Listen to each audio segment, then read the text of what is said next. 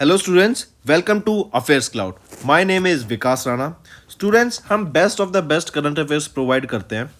आप हमारी application career cloud को जाके चेक कर सकते हैं, जहां पर आप इजीली आपको वेरियस कोर्सेज देखने को मिलेंगे, क्विजेज अटेम्प्ट करने को मिलेंगी, पीडीएफ्स मिलेंगी जो कि आपकी प्रिपरेशन में बहुत ज़्यादा हेल्प करने वाली हैं।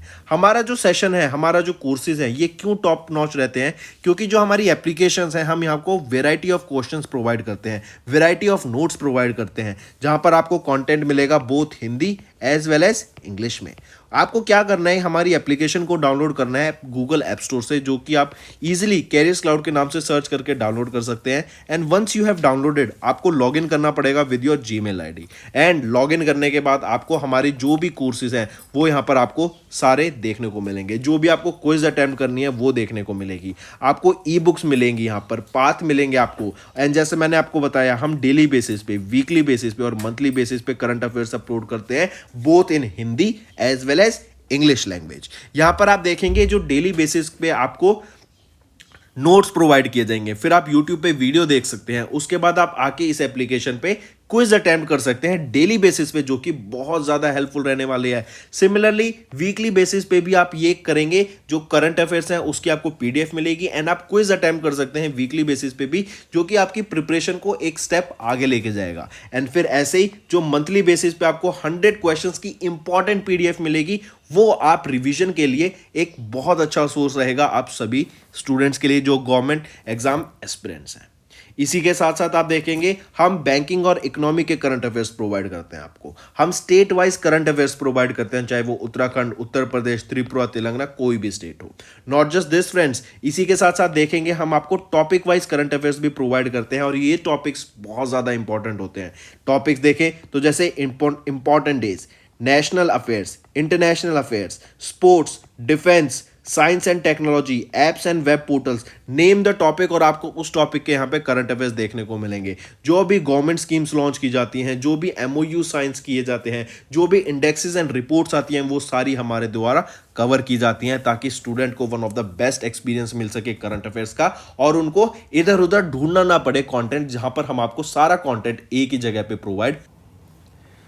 Hello everyone. So in this video we will be discussing important current affairs of 31st of May. काफ़ी इंपॉर्टेंट सेशन रहेगा, तो एंड तक बने रहिएगा, काफ़ी कुछ सीखने को मिलेगा। नोट्स ज़रूर बनाना, नोट्स बनाओगे तो आपकी रिवीजन होती रहेगी। ठीक है, चलिए स्टार्ट करें। सबसे पहले देखते हैं कुछ नेशनल अफेयर्स। नेशनल अफेयर्स में से भी हम बात करेंगे वंदे भारत एक्सप्रेस ट्रेन की। ये जितनी भी जहाँ पे भी जो फ्लैग ऑफ की जाएंगी, किसके द्वारा की गई हैं? प्राइम मिनिस्टर नरेंद्र मोदी के द्वारा। कल हमने पढ़ा था देहरादून से दिल्ली के बीच में ये फ्लैग ऑफ की गई थी, और अभी जो ये हम बात कर रहे हैं, जो आज की Vande Bharat train flag off की गई है, ये कहाँ से कहाँ तक है? ये आपकी असम को कनेक्ट करेगी वेस्ट बंगाल से। करेक्ट, याद रखेंगे इसके बारे में। फिर ये जो डिस्टेंस है, ये आपका कुछ 411 किलोमीटर का डिस्टेंस रहेगा, और ये आपका 5.5 घंटे में ये आपका डिस्टेंस कवर करने की बात की गई आपकी वंदे भारत एक्सप्रेस ट्रेन के द्वारा। ठीक है, चलिए नेक्स्ट पे आते हैं। नेक्स्ट हम बात करते हैं अनएम्प्लॉयमेंट रेट की। जो अनएम्प्लॉयमेंट रेट Q4 के लिए आया है फिजिकल ईयर 2023 का, कितना आया है? वो है आपका 6.8% का। करेक्ट, यही डाटा अगर मैं थर्ड क्वार्टर की बात करूं फॉर सेम फिजिकल ईयर 23, वो कितना था? 7.2% का। मतलब ज़्यादा अनएम्प्लॉयमेंट थी थर्ड क्वार्टर में, और अब फोर्थ क्वार्टर में आप देखेंगे तो जो अनएम्प्लॉयमेंट है वो कम हो गई है काफ़ी हद तक। यही अगर हम बात करें यहाँ पे अनएम्प्लॉयमेंट की, तो आप देखेंगे जो अनएम्प्लॉयमेंट है ना, वो आने वाले टाइम में हायर चांस है कि बहुत ज़्यादा बढ़ जाएंगे। चाहे माइल्ड रिसेशन आए, चाहे हाई रिसेशन आए, आप देखेंगे जो अनएम्प्लॉयमेंट रेट है वो ज़्यादा हो जाएगा, ज़्यादा लोगों की नौकरियाँ जाएंगी। इवन यही डाटा अगर हम देखें फॉर जनवरी से मार्च, जो कि फोर्थ क्वार्टर आ जाता है आपका फिजिकल ईयर 23 का। फिजिकल ईयर 22 की बात करें तो लास्ट ईयर अगर हम देखें, जो अनएम्प्लॉयमेंट रेट सेम पीरियड में था 6.2%, अब वो कितना रह गया है? सिर्फ 6.8% का। करेक्ट, इवन दिस अगर हम देखें सभी एज ग्रुप्स का अगर हम डाटा निकालें, तो जो हाईएस्ट अनएम्प्लॉयमेंट रेट निकल के आता है वो आता है हिमाचल प्रदेश में 15.2% का। यहीं पे अगर हम बात करें सेकंड पोजीशन पे आ जाते हैं छत्तीसगढ़ में 12.5% ऑन सेकंड पोजीशन। ठीक, ये सारी चीज़ें तो हमने बता दी, लेकिन ये डाटा रिलीज़ किसके द्वारा किया जाता है और किस रिपोर्ट में? एनएसओ के द्वारा इस डाटा को रिलीज़ किया गया, नेशनल स्टैटिस्टिकल ऑफिस, और इनकी 18th edition of periodic labour force survey, ये एक रिपोर्ट निकाली जाती है क्वार्टरली, और उसमें इस डाटा के बारे में यहाँ पर बताया गया है। ठीक है, इंपॉर्टेंट, मार्क करके चलेंगे इसको। चलिए नेक्स्ट पे आते हैं। Which organisation unveiled India's fastest one step payment solution? किस ऑर्गेनाइजेशन ने इंडिया का वन स्टेप पेमेंट सॉल्यूशन को अनवेल किया, अभी रिसेंटली लॉन्च किया है? कौन सा है? वो है रेजर पे के द्वारा, करेक्ट। और जो ये वन स्टेप, इंडिया का fastest one step payment solution है, इसका नाम क्या रहेगा? Turbo UPI. यूपीआई के थ्रू ही आपकी पेमेंट की जाएगी। यहाँ पर पहले जो आपके 3-4 स्टेप्स हो जाते थे, 4-5 स्टेप्स लगते थे पेमेंट करने में, अब वो सीधा एक ही स्टेप में हो जाया करेगा। यहाँ पर आपको थर्ड पार्टी पे कहीं रिडायरेक्ट नहीं करा जाएगा। एंड ये सारा जो स्टेप किया गया है, ये जो लॉन्च किया गया टर्बो यूपीआई, इसका मेन एम क्या था? To make payments faster. Payments को और फास्टर बनाने के लिए, मोर सिक्योर बनाने के लिए ये आपका one step payment solution launch किया गया है, जिसका नाम है टर्बो यूपीआई। और किसके द्वारा लॉन्च किया गया है? रेजर पे के द्वारा। रेजर पे के अगर मैं बात करूं, को फाउंडर एंड मैनेजिंग डायरेक्टर कौन रहेंगे? शशांक कुमार। हेडक्वार्टर कहां पे रहेगा इसका? बेंगलोर, कर्नाटका में। तो यहाँ देख सकते हैं आपका टर्बो यूपीआई रेजर पे ने अनवेल किया, इंडिया का fastest one step payment solution. This solution was developed in partnership with NPCI and Axis bank. Through this app payment steps are reduced from 5 to 1। Correct. चलिए next पे आते हैं। सेबी। सेबी ने reconstitute की एक इंटरमीडिएटरी एडवाइजरी कमेटी, जो कि chair की जाएगी किन के द्वारा?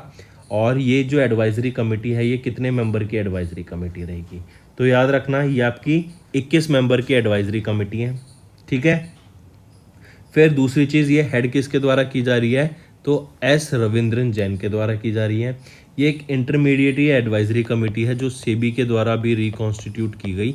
और ये जो कमेटी का काम है ना, बेसिकली क्या है? To provide changes to the legal framework. जो भी आपके इंटरमीडिएटरीज हो गए, स्टॉक ब्रोकर्स हो गए, डिपॉजिटरी पार्टिसिपेंट्स हो गए, इनसे रिलेटेड जो भी आपकी एडवाइजरी है, जो भी आपके लीगल फ्रेमवर्क में चेंजेस चाहिए ताकि जो प्रोसेस है फाइनेंस की उसको और स्मूथ बनाया जा सके, उनका काम यहाँ पे ये कमेटी ध्यान देगी। जैसे इन्वेस्टमेंट एडवाइजर्स की बात करें, रिसर्च एनालिस्ट की इसके बात करें, केवाईसी रजिस्ट्रेशन एजेंसीज की बात करें, तो इनको लेके क्या क्या ट्रांसपेरेंसी होनी चाहिए, क्या क्या रूल्स होने चाहिए, कैसे इनको मैनेज करना है, कैसे इनका डाटा को सेव करना है, किस डाटा को हमें सेव नहीं करना, तो वो सारी चीज़ों का काम ये एडवाइजरी कमेटी करेगी जो 21 मेंबर की है। और चेयरमैन कौन रहेंगे इस कमेटी के? आर रविंद्रन जैन। सेबी की बात करें तो सेबी की जो चेयरपर्सन है वो है मदाबी पुरी भक्त। मुंबई महाराष्ट्र में हेडक्वार्टर रहेगा और 12 अप्रैल 1992 को ये इस्टेब्लिश की गई थी। ठीक है। चलिए नेक्स्ट पे आते हैं। फिर बात करते हैं इक्विटास स्मॉल फाइनेंस बैंक की। इन्होंने कोलैबोरेट किया आईबीएम कंसल्टिंग के साथ to modernise their banking platform. अपने बैंकिंग प्लेटफॉर्म को मॉडर्नाइज करने के लिए, ताकि ऑनलाइन ही कस्टमर्स को बेटर सर्विसेज प्रोवाइड की जा सके, ऑनलाइन ही उनको ऑफलाइन आने की ज़रूरत ही नहीं पड़े, और जो भी उनका बेटर एक्सपीरियंस है, जो भी सर्विसेज हैं जो ऑफलाइन प्रोवाइड कराते थे, वही उसको और बेटर तरीके से हम ऑनलाइन प्रोवाइड करा सकें। इसीलिए इक्विटास स्मॉल फाइनेंस बैंक ने टाई अप किया आईबीएम कंसल्टिंग ग्रुप के साथ। ये आम रहेगा आईबीएम का ही, आईबीएम ग्रुप का ही। तो यहाँ पे ये मिलके डिज़ाइन करेंगे और बिल्ड करेंगे डिजिटल बैंकिंग प्लेटफॉर्म, जो कि डिलीवर करेगा modern and highly secure experience to the bank customers. ठीक है। अगर मैं इक्विटास स्मॉल फाइनेंस की बात करूँ तो वासुदेवन पतंगी नरसिम्हन यहाँ पे managing director and chief executive officer रहेंगे। हेडक्वार्टर रहेगा चेन्नई, तमिलनाडु में। Correct. And tagline Equitas small finance bank की रहेगी, here your money works towards better society. Moving on, next आ जाता है लाइफ को बनाओ रिच। राइट, लाइफ को बनाओ रिच, ये कैंपेन था जो लॉन्च किया गया किस बैंक के द्वारा? इसी के साथ साथ याद रखना एक लोगो भी यहाँ पे लॉन्च किया गया है। तो लाइफ को बनाओ रिच कैंपेन ये लॉन्च किया गया येस बैंक के द्वारा, और इसी के साथ साथ यहाँ पे येस बैंक का एक नया लोगो भी लॉन्च किया गया है, आप यहाँ पे पिक्चर में देख सकते हैं। करेक्ट। जो न्यू आइडेंटिटी है ये डेजिग्नेटेड है to resonate with the evolving needs and aspirations of the customers and इनको एनेबल करना to live each day to the fullest. ठीक है, काफ़ी इंपॉर्टेंट, याद रखेंगे। तो कैंपेन का नाम क्या है? लाइफ को बनाओ रिच। इन्होंने नया लोगो लॉन्च किया येस बैंक के द्वारा, और हेडक्वार्टर कहाँ है इनका? मुंबई, महाराष्ट्र में। मूविंग ऑन, नेक्स्ट आ जाते हैं इकोनॉमी एंड बिजनेस के ऊपर। India and 13 IPEF partner nation से इन्होंने कंक्लूड किया IPEF सप्लाई चेन एग्रीमेंट को। अब इससे क्या होगा? IPEF सबसे पहले तो ये देख लेते हैं, ये क्या है? Indo Pacific economic framework. मतलब हम बात कर रहे हैं पैसिफिक ओशन के, वहाँ पे जो जो कंट्रीज आसपास लगती हैं उनको मिलके ट्रेड को आगे बढ़ाने की यहाँ पे बात की गई। उससे क्या होगा? जो हमारा सप्लाई चेन है ना, उसको यहाँ पे बेटर करने की बात की गई। जैसे मान लो एक कंट्री में किसी चीज़ की दिक्कत आ जाती है, हम फॉर एग्जांपल, छोटा सा एग्जांपल, वहाँ पे रॉ मटेरियल किसी चीज़ का ख़त्म हो जाता है, तो वही रॉ मटेरियल हम ये जो आप जापान से और south Korea, Vietnam, India, Singapore, Thailand, Malaysia, Australia, Indonesia, Philippines, New Zealand, Fiji, Brunei, इनमें से हम एक दूसरे के साथ यहाँ पे इंपोर्ट कर सकते हैं, एक्सपोर्ट कर पाएंगे ईजिली। और सप्लाई चेन यहाँ पे बनाने की बात की गई ताकि जो गुड्स है उनकी आवाजाही होती रहे, और मान लो किसी कंट्री में किसी प्रोडक्ट की रॉ मटेरियल की कमी है तो वहाँ पर उसको रॉ मटेरियल को पहुँचा के वहाँ पे भी उसकी प्रोडक्शन को हम स्टार्ट कर सकते हैं। ठीक है, बेसिक एम क्या है यहाँ पर इनका? कि जो सप्लाई चेन है ना वो बेटर है, सप्लाई चेन को हम अच्छा रखें, मेन इनका यही रहेगा यहाँ पर। करेक्ट। चलिए नेक्स्ट पे आते हैं। नेक्स्ट आ जाते हैं FDI equity inflow dipped by how much percent in the fiscal year 23। FDI क्या होता है? Foreign direct investment. जो बाहर के इन्वेस्टर्स इंडिया में पैसा लगाते हैं, ठीक है, उनको कहते हैं FDI। अब FDI की बात करें तो अभी एक डाटा रिलीज किया गया DPIIT के द्वारा, department for promotion of industry and internal trade. In DPIIT के द्वारा डाटा रिलीज किया गया FDI का, जिसमें बताया गया कि जो इंडिया में जो हमारा FDI है इस साल के लिए 2000 फिस्कल ईयर 2023 के लिए, उसमें हमें डिक्लाइन देखने को मिला 22% का। ठीक है, 22% का हमें डिक्लाइन देखने को मिला, जो कि रह गया है सिर्फ 46.03 बिलियन डॉलर का। अगर यही हम बात करें लास्ट फिस्कल ईयर 2022 की, तो जो फॉरेन डायरेक्ट इन्वेस्टमेंट हमें देखने को मिला था 58.77 बिलियन डॉलर का हमें यहाँ पे FDI देखने को मिला था। एंड जो इस साल सबसे ज़्यादा हमें इन्वेस्टमेंट देखने को मिला है FDI, वो किस कंट्री से आया? सिंगापुर से आया, 17.2 बिलियन डॉलर का। सिंगापुर के बाद आ जाता है आपका मॉरिशियस से 6.13 बिलियन डॉलर का यहाँ पे हमें इन्वेस्टमेंट देखने को मिला। US से 6 बिलियन डॉलर का, UAE से 3.35 बिलियन डॉलर का, नीदरलैंड से 2.5 बिलियन डॉलर का, एंड सो ऑन। ठीक है, चलिए फिर यहीं पे एक और क्वेश्चन बन जाएगा आपका कि वो स्टेट का नाम बताओ जो कि बेस्ट स्टेट रहेगी या फिर बेस्ट सिटी रहेगी for the terms of FDI। जो लोग आते हैं और FDI में इन्वेस्ट करना चाहते हैं, तो मुंबई आपकी बेस्ट प्लेस रहती है कि जो FDI आती है इंडिया में वो इन्वेस्ट की जाती है मुंबई में। सेकंड क्वेश्चन आ जाता है कि किस सेक्टर में इंडिया के सबसे ज़्यादा FDI इन्फ्लो देखा गया, तो वो रहेगा आपका ICT sector, information and communication technology, या फिर हम बोलें कंप्यूटर से रिलेटेड, IT से रिलेटेड आपका जो भी सेक्टर रहेगा वहाँ पर हमें ज़्यादा इन्वेस्टमेंट देखने को मिली है, हाईएस्ट इन्वेस्टमेंट देखने को मिली है। Moving on, who has been reelected as the external auditor of WHO for 4 years। External auditor of WHO कौन इलेक्ट किए गए हैं फॉर WHO? तो री इलेक्ट किए गए हैं, मतलब इससे पहले भी वो पोजीशन पे थे। 2020 से लेके 2023 तक, इन 4 सालों के लिए ये यहाँ पर पोजीशन पर थे of the external auditor of WHO। और यही पोजीशन को ना एक बार और एक्सटेंड किया जा सकता है, और अभी 2024 से लेके 2027 तक ये फिर से एक्सटर्नल ऑडिटर अपॉइंट किए गए हैं WHO के। ठीक है, ये कौन रहेंगे? गिरीश चंद्र मुर्मू जी, ये CAG हैं, controller and auditor general of India. Correct.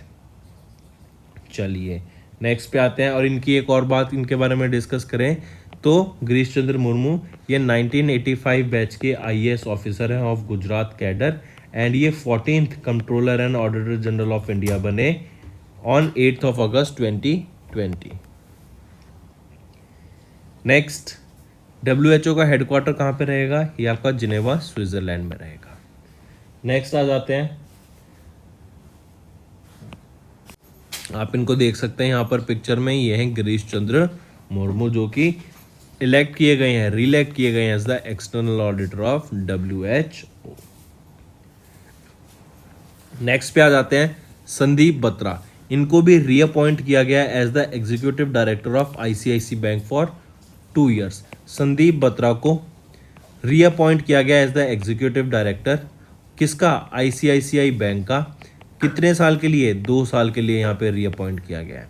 इनकी पोजीशन होगी 2023 दिसंबर से लेके 22 दिसंबर 2025 तक ये इस पोजीशन पे रहेंगे। करेक्ट, मार्क करेंगे, इंपॉर्टेंट। नेक्स्ट आ जाता है फिर साइंस एंड टेक्नोलॉजी के ऊपर। चाइना ने लॉन्च किया शेंजू 16, ये पहला सिविलियन एस्ट्रोनॉट भी इन्होंने यहाँ पे चाइना ने टिएंगजोंग स्पेस स्टेशन पे भेजा फॉर 5 months। तो टोटल यहाँ पे 3 एस्ट्रोनॉट्स गए हैं, जिसमें से एक आपके सिविलियन है। करेक्ट, और ये टिएंगजोंग स्पेस स्टेशन पे रहेंगे फॉर द नेक्स्ट 5 months। अगर हम बात करें टिएंगोंग स्पेस स्टेशन की, तो ये चाइना का स्पेस स्टेशन है। It is expected that bye the end of 2024 और बाय द एंड ऑफ 2023 ये आपका बिल्कुल परफेक्ट रेडी हो जाएगा बन के। अभी भी रेडी है, क्योंकि वहाँ पे अभी अगर सिविलियंस एस्ट्रोनॉट्स गए हैं रेडी है, बट उसके और भी पार्ट्स लगने हैं, तो वो रेडी हो जाएगा। ठीक, एंड इसी के साथ साथ याद रखेंगे रशिया ने बोला था कि वो इंटरनेशनल स्पेस स्टेशन को by the end of 2024 quit कर देगा, and there is a high chance अगर रशिया क्विट करता है तो वो आपका टिएंगोंग स्पेस स्टेशन को ज्वाइन कर सकता है, उनके साथ मिलकर वहाँ पे रिसर्च कर सकता है। चलिए नेक्स्ट पे आते हैं ऑबिट्री के ऊपर। बालूभाऊ धनोरकर ये कांग्रेस के MP थे महाराष्ट्र से, जिनका भी निधन हो गया at the age of 47। New Delhi में इनका निधन हो गया। 4 मई 1975 को इनका जन्म हुआ था। मूविंग ऑन, फिर बात करते हैं बुक्स एंड ऑथर्स की। अभी एक नई book NTR a political biography by Ramachandran Murthy, इनके द्वारा इस बुक को ऑथर किया गया। ठीक है, इस बुक में उनकी बायोग्राफी के ऊपर बताया गया है, उनके बारे में बताया गया कि वो कैसे पॉलिटिकल में आए, कैसे उन्होंने सिनेमा से पॉलिटिक्स ज्वाइन की in the 2 states Andhra Pradesh and Telangana. इस बुक को पब्लिश किया जाएगा हार्पर कोलिंस इंडिया के द्वारा, that commemorates the centenary year of NTR। Next आ जाते हैं international day of UN piece keepers. ये कब ऑब्जर्व किया जाता है? तो international day of UN piece keepers हम ऑब्जर्व करते हैं 29 मई को, and this is to pay tribute to the UN piece keepers, जो अनइन्फॉर्म्ड एंड सिविलियन पर्सनल हैं, जो प्रोटेक्ट करते हैं सिविलियंस को रात को, चाहे वायलेंस हो चाहे कैसी भी सिचुएशन हो, जब वो उनको प्रोटेक्ट करते हैं, उनको ऑनर करने के लिए और जो उनकी रिस्पॉन्सिबिलिटीज़ हैं उनको सम्मान देने के लिए ये international day of UN peace keepers observe किया जाता है 29 मई को हर साल। 2023 की बात करें तो 2023 में हमने 75th एडिशन या बोले 75th एनिवर्सरी ऑब्जर्व करी UN पीस कीपिंग डे की, जो कि 1948 में इस्टेब्लिश हुआ था। मतलब पहली बार 1948 में इसको ऑब्जर्व किया गया था। फिर यहीं पे एक थीम आ जाती है जो आपको याद रखनी है इसकी, वो क्या है? Peace begins with me. Peace begins with me, ये आपकी थीम रहेगी international day of UN peace keepers day की। ठीक है, और फर्स्ट एवर कब ऑब्जर्व किया गया था? ये 2003 में हमने पहली बार ऑब्जर्व किया था international day of UN peace keepers day. Next आ जाता है इंटरनेशनल एवरेस्ट डे। ये कब ऑब्जर्व किया जाता है? ये भी हम 29 मई को ही ऑब्जर्व करते हैं। रीज़न क्या है कि 29 मई 1953 को पहली बार माउंट एवरेस्ट समिट पे चढ़ाई की गई थी। फर्स्ट एवर समिट था, किसके द्वारा? सर एडमंड हिलरी, जो कि न्यूजीलैंड की हैं, एंड टेंजिंग नॉर्वे, जो कि शेरपा ऑफ नेपाल है। 1953 में 29 मई को पहली समिट की गई थी ऑफ माउंट एवरेस्ट। उसी को ऑनर करने के लिए, उसी को रिकॉग्नाइज करने के लिए हम इंटरनेशनल एवरेस्ट डे ऑब्जर्व करते हैं 29 मई को। नेक्स्ट आ जाता है वर्ल्ड डाइजेस्टिव हेल्थ डे। ये कब ऑब्जर्व किया जाता है? ये भी 29 मई को ऑब्जर्व किया जाता है। एंड ये ऑब्जर्व किया जाता है around the world to raise awareness about the digestive disorder. जो आपके डाइजेस्टिव डिसऑर्डर्स होते हैं, जो आपके पेट में हम जैसे देखते हैं गैस्ट्रो इंटेस्टाइनल डिजीज हो जाती हैं, जैसे आपके एसिडिटी हो जाती है ज़्यादा, तो उनको चेक रखना चाहिए। हमारा जो भी डाइजेस्टिव हेल्थ होती है उसके ऊपर चेक रखने के लिए, ताकि उससे हमें और कोई दिक्कत अलग से ना हो। इसीलिए हम world digestive health day observe करते हैं ऑन 29 मई। नेक्स्ट आ जाता है international day of action for women's health. 28 मई को ऑब्जर्व किया जाता है। And it is to raise awareness about the women's health and wellbeing. ये है डेडिकेट किया जाता है कि जो वीमेन का राइट टू हेल्थ है उसको ऑब्जर्व करने के लिए। एंड इसी के लिए एक थीम भी लॉन्च की गई थी, वो है our voices our actions our demand uphold the women's health and right now. ये आपकी थीम रहेगी international day of action for women's health, जो कि 28 मई को ऑब्जर्व किया जाता है हर साल। चलिए नेक्स्ट पे आते हैं वर्ल्ड वेप डे पर। जैसे आपकी सिगरेट्स होती है ना, ऐसे ही आपका ये वेप होता है, करेक्ट। ये आपका कम हार्म करता है as compare to that of a smoking cigarette. तो ये डे ऑब्जर्व किया गया था as an alternative to tobacco. इसीलिए अगर आप ध्यान देंगे तो 31 मई को हम ऑब्जर्व करते हैं वर्ल्ड नो टोबैको डे, और इससे जस्ट एक दिन पहले वर्ल्ड वेप डे ऑब्जर्व किया जाता है, ताकि लोग जिनको लत लगी हुई है, जो कि आदी हैं सिगरेट पीने के, उनको हटा के ये इन ई सिगरेट पे शिफ्ट किया जा सके, बेशक जो कि वेपर की तरीके से होता है वेपिंग। एंड ये आपका लेस हार्मफुल होता है as compare to that of cigarettes. ठीक है, और ये डे हम ऑब्जर्व करते हैं 30 मई को। यहीं पे नेक्स्ट आ जाता है आपका स्टेट न्यूज़। स्टेट न्यूज़ में हम बात करेंगे सबसे पहले ओडिशा की। ओडिशा के चीफ मिनिस्टर नवीन पटनायक, इनके द्वारा अभी एक प्रपोजल लॉन्च किया गया टू लॉन्च मो घरा स्कीम। उन लोगों को घर प्रोवाइड करने की बात की गई, to lower middle income households को घर देने की बात की गई, जिसका फ़ायदा ये पहले नहीं ले पाए थे। ठीक है, ये एक फाइनेंशियल हाउसिंग असिस्टेंस स्कीम रहेगी जो गवर्नमेंट के द्वारा लॉन्च की गई ऑफ ओडिशा। कि ओडिशा के स्टेट में जो लोग हैं जिनको घर प्रोवाइड नहीं हो पाया था, उनके लिए यहाँ पे पहले घर बनाने की बात की गई और उनको घर प्रोवाइड कराने की बात की गई। यहीं पे अगर आप याद रखेंगे, मो बस सर्विस भी ओडिशा के द्वारा लॉन्च की गई थी। पहला ओलंपिक वैल्यूज एजुकेशन प्रोग्राम भी यहीं पे इस्टेब्लिश किया गया था ओडिशा में, और पहली ट्राइबल हेल्थ ऑब्जर्वेटरी भी आपकी ओडिशा में ही सेटअप की गई थी। नेक्स्ट आ जाती हैं फिर गोवा। गोवा के राजभवन ने लॉन्च की first books under the governor scheme to boost local literary talent. तो टोटल 5 बुक्स को यहाँ पे अनवेल किया गया है, लॉन्च किया गया है, और ये बुक लॉन्च की गई है अंडर नई पहल स्कीम, ताकि जो गोवा में लिटरेसी है उस पर बढ़ाया जा सके, ताकि लोगों का इंटरेस्ट जागरूक किया जा सके इनटू रीडिंग, और वो पढ़ेंगे तो नई नई चीज़ें उन्हें सीखने को मिलेगी। करेक्ट। तो दोस्तों ये थे हमारे आज के इंपॉर्टेंट करंट अफेयर्स। अब आ जाते हैं क्विक रिवीजन पे। प्राइम मिनिस्टर नरेंद्र मोदी ने फ्लैग ऑफ की नॉर्थ ईस्ट की पहली Vande Bharat express train. Unemployment declines further to 6.8% in the fourth quarter according to 18th quarterly periodic labour force survey by NSO। Turbo UPI ये लॉन्च किया गया है रुपे के द्वारा, एंड ये इंडिया का fastest one step payment solution है। सेबी ने रिकॉन्स्टिट्यूट की इंटरमीडिएटरी एडवाइजरी कमेटी, जो कि चेयर की जाएगी S रविंद्रन जैन के द्वारा। इक्विटास स्मॉल फाइनेंस बैंक ने कोलैबोरेट किया IBM कंसल्टिंग के साथ to modernise their banking platform. Yes bank ने अनवेल किया न्यू लोगो एंड लॉन्च किया लाइफ को बनाओ rich campaign. India and 13 IPEF partner nations concluded the IPEF supply chain agreement. FDI equity inflow dips to 22% to $46.03 billion in fiscal year 23 as per DPIIT data. CAG Murmu इन्होंने को reelect किया गया as the external auditor of WHO फॉर 4-year term. Sandeep Batra इनको reappoint किया गया as the ED of ICICI bank for next 2 years। China ने launch किया शेंजू 16, जो कि पहला सिविलियन एस्ट्रोनॉट है to join space station mission for 5 month। ठीक है, तो 3 टोटल यहाँ पे एस्ट्रोनॉट्स को भेजा गया, जिनमें से एक आपके सिविलियन रहेंगे। नेक्स्ट, बालू बाहू धनोरकर, ये कांग्रेस के MP थे महाराष्ट्र से, जिनका निधन हो गया एट द एज ऑफ 47। नई book NTR a political biography launch की गई by Ramachandra Murthy ji. Then international day of united nation peace keepers, ये ऑब्जर्व किया जाता है आपका 29 मई को। इंटरनेशनल एवरेस्ट डे भी 29 मई को। वर्ल्ड डाइजेस्टिव हेल्थ डे ये भी 29 मई को, and international day of action for women's health ये भी आपका 28 मई को ऑब्जर्व किया जाता है। फिर आ जाता है वर्ल्ड वेप डे, ये आपका 30 मई को, and world no tobacco day ये आपका 31 मई को ऑब्जर्व किया जाता है।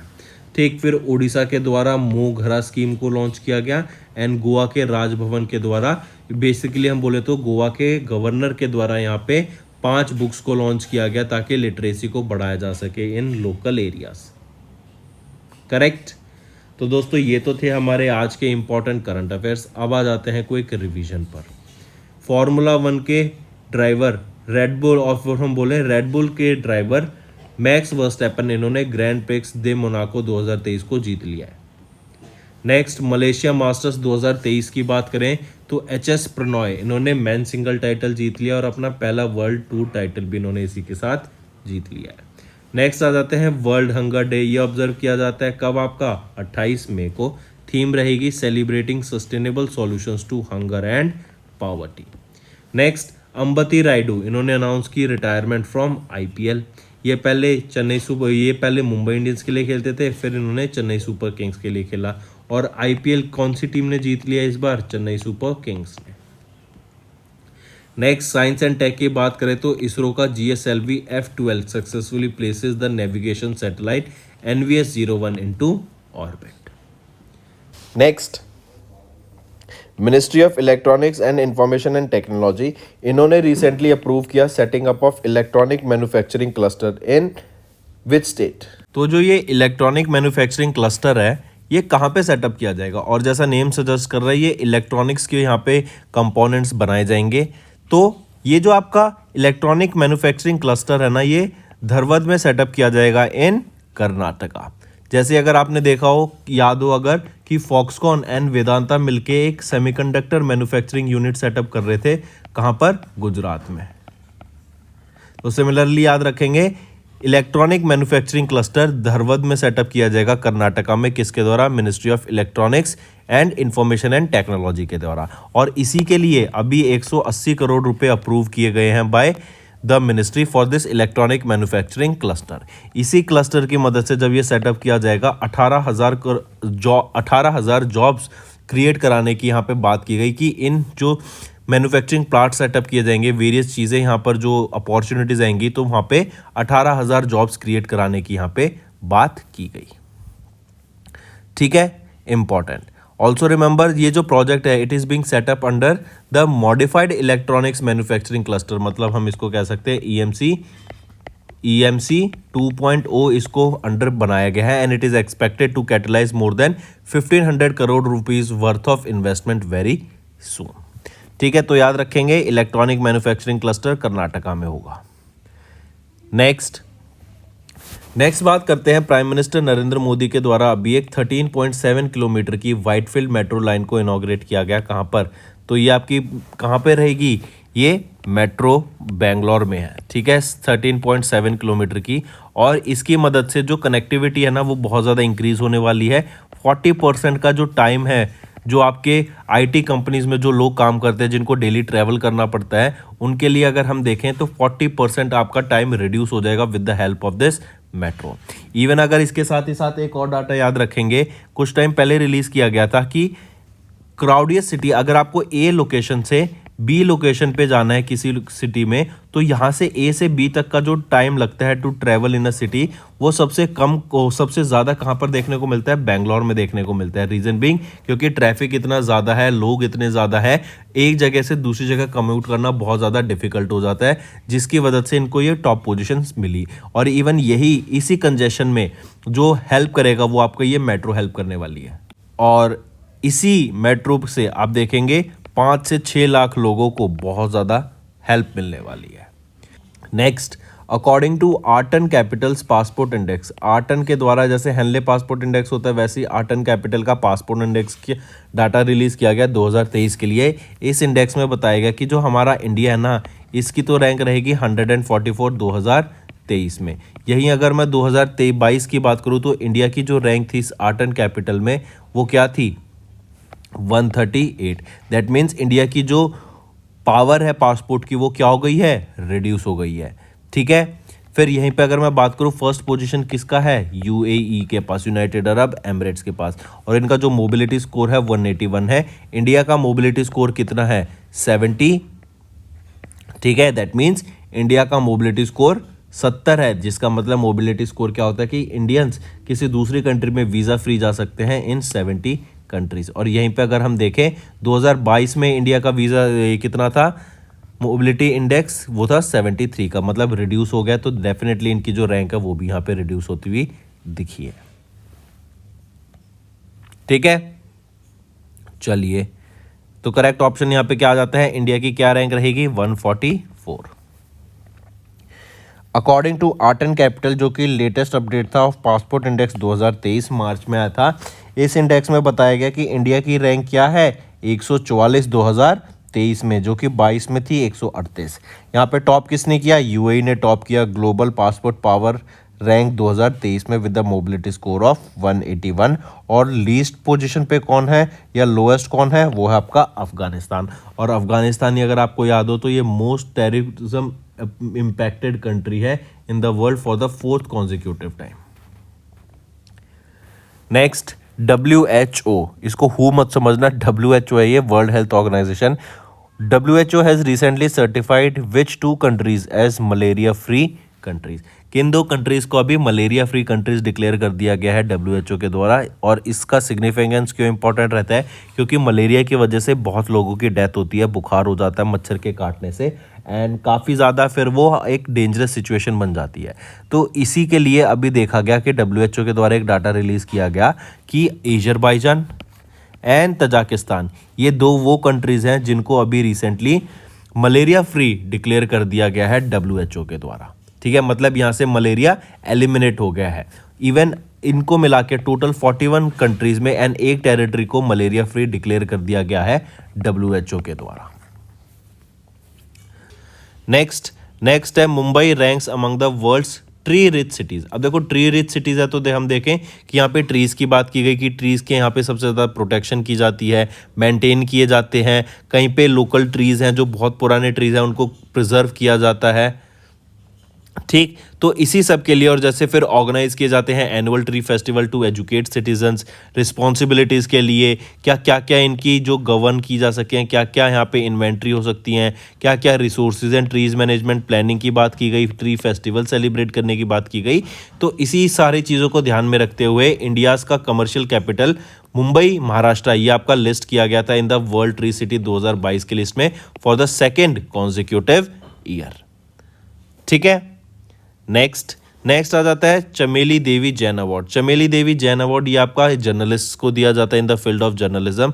और याद रखेंगे अभी जर्नलिस्ट धन्या राजेंद्रन, आई रिपीट धन्या राजेंद्रन, इनको आउटस्टैंडिंग वीमेन मीडिया पर्सन 2022 से सम्मानित किया गया ड्यूरिंग दिस चमेली देवी जैन अवार्ड 2022 के लिए, ठीक है। जो जर्नलिस्ट अपनी फील्ड में एक्सेप्शनल वर्क करता है उनको चमेली देवी जैन अवार्ड से यहाँ सम्मानित किया जाता है, ठीक है। तो धान्या राजेंद्रन जो कि को फाउंडर है एंड एडिटर है news website the news minute की, वॉज अवार्डेड विद चमेली देवी जैन अवार्ड किसके लिए, फॉर आउटस्टैंडिंग मीडिया पर्सन 2022 के लिए। ये इवेंट हुआ था इंटरनेशनल सेंटर इन न्यू दिल्ली में, इंडिया इंटरनेशनल सेंटर में हुआ था न्यू दिल्ली में, ठीक। और यहीं पर ये जो अपना वर्क है जैसे child abuse, climate, women rights, prisons के बारे में, इन सब के बारे में ये लिखती हैं। एंड जो ट्रू जर्नलिज्म है उसके साथ लिखती है, ना कि इसमें कोई छेड़छाड़ करके। चलिए next, who has been sworn in as the Scotland's first minister. और यहीं पे याद रखेंगे ये पहले मुस्लिम भी मिनिस्टर रहेंगे ऑफ स्कॉटलैंड, वो है हमजा यूसुफ। आप यहाँ पे इनको पिक्चर में देख सकते हैं, हमजा यूसुफ ये sworn in as the Scotland's first minister and Scotland के पहले मुस्लिम लीडर भी यही रहने वाले हैं। अगर इनकी बात करें तो ये 6th पॉलिटिशियन है to occupy a position and will now be the keeper of the Scottish shield after taking the oath of King Charles the third. Humza Yousaf ये सक्सीड करेंगे निकोला स्टर्जन को, जो कि former first minister of Scotland थी, जिन्होंने resign कर दिया फरवरी 2023 में।